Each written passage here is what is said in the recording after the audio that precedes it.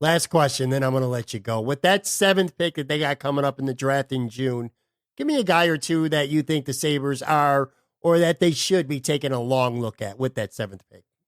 I knew you were going to do this. So, so let me just preface this by saying I am doing a draft preview this year. Mm-hmm. I am going to do a prospect ranking. Well, more to come later on where those will be. Right. But I'll say this. There's a couple directions that they're going to go. I will say this. I think that you're looking at a player from the United States National Team Development Program. I just think it fits the profile of how the Sabres like to develop players under Jason Botterill. I think that there's kids that you can stash in college for a couple of years.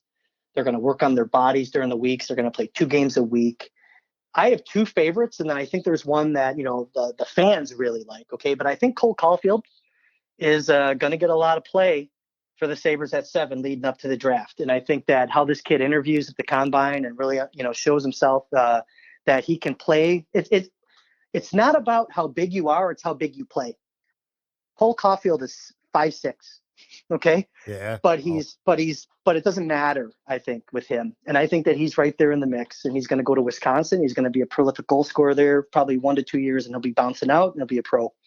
I think that Trevor Zegras is legitimately right in the mix for the Sabres. I think that he's a natural centerman. He can play wing. He will play wing as an NHL player. I think he's got a little bit of, he's a more flashy, slick than he is maybe, straight line player. And he's going to go to Boston University. I think that he's going to be another one who's just an excellent, he's got a two-way player model to him, but I think that he's a guy who's going to be right there in the mix.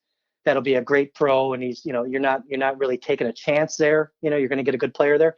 The player I really like, I think you might be overshooting a little bit at 7, but I like Matthew Boldy, and I've been on this kid for 2 years. I think if you look where this kid's been as a 16-year-old, and then as a 17-year-old, and then this past year, he was a kid. He was small, scrawny. He had a growth spurt. He's starting to play into his bigger body.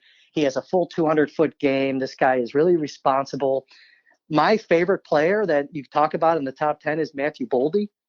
If the Sabres take him at 7, I wouldn't be surprised. And sometimes you just have to get good, hard-nosed hockey players that can pass the puck, score the puck, and play defense, and he does that. Does he have that same offensive ceiling, that upside, as maybe a Zegras or a Cole Caulfield? First of all, no one has the upside the goal-scoring upside that Cole Caulfield has, okay? I mean, the guy just set records. He scored, I don't even have the stats in front of me, but it was just ridiculous how many goals this kid scored the past 2 years.